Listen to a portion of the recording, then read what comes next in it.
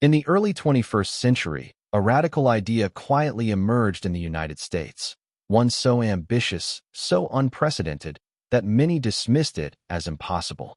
It was the vision of a city built entirely for deaf citizens. Not a neighborhood, not a campus, but a fully functioning American city where deaf culture, sign language, and visual communication were not accommodations, but the foundation. This city was called Laurent. Unlike most urban projects driven by profit or population pressure, Laurent was born from a cultural need. For generations, deaf Americans had lived in a world designed almost exclusively for hearing people. Traffic systems relied on sound. Emergency alerts were audible. Public announcements were spoken. Even basic social interaction assumed the ability to hear. Laurent proposed a reversal of that reality. The idea originated in the early 2000s from leaders within the deaf community, inspired by the success of institutions like Gallaudet University, where American Sign Language is the primary language. But Laurent aimed higher. It sought to scale deaf-centered design from a campus to an entire city. Planned for the wide, open landscapes of South Dakota, Laurent was envisioned as a city of nearly 10,000 residents. Every aspect of life would be optimized for visual communication. Streetlights would flash to signal emergencies. Doorbells would vibrate floors instead of ringing. Traffic intersections would prioritize sight lines over sound cues. Architecture would change too. Buildings would be designed with wide corridors, open sight lines, curved corners, and transparent materials, allowing people to communicate in sign language without obstruction.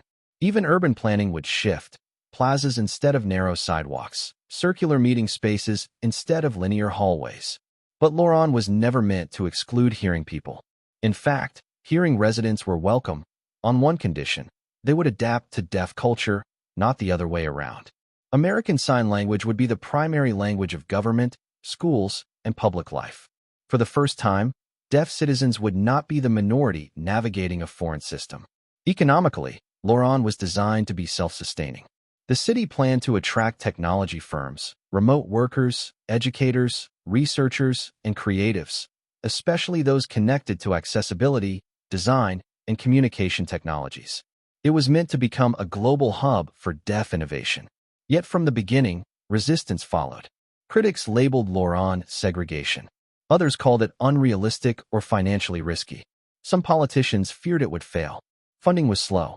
Land acquisition stalled. Media coverage faded. And quietly, the dream began to dissolve. By the late 2000s, Laurent was no longer moving forward. No groundbreaking ceremony ever occurred. No streets were laid. No buildings rose from the plains. The city designed entirely for deaf citizens never physically existed. But to call Laurent a failure would be a mistake. Its legacy lived on. Urban designers began adopting visual-first concepts. Accessibility standards expanded. Emergency alert systems evolved. Deaf-centered design entered mainstream architecture discussions. Laurent became a case study, proof that cities could be designed around human diversity, not just the majority. Today, Laurent is often referred to as the city that almost was. A lost American city, not buried under concrete ruins, but abandoned at the planning stage.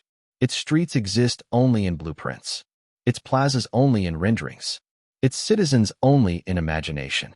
Yet the question remains: what if Laurent had been built? Would it have changed how cities are designed worldwide? Would it have redefined inclusion, not as an afterthought, but as a starting point? Perhaps the most powerful cities are not the ones that rise, but the ones that force us to rethink what a city should be. Laurent was one of them.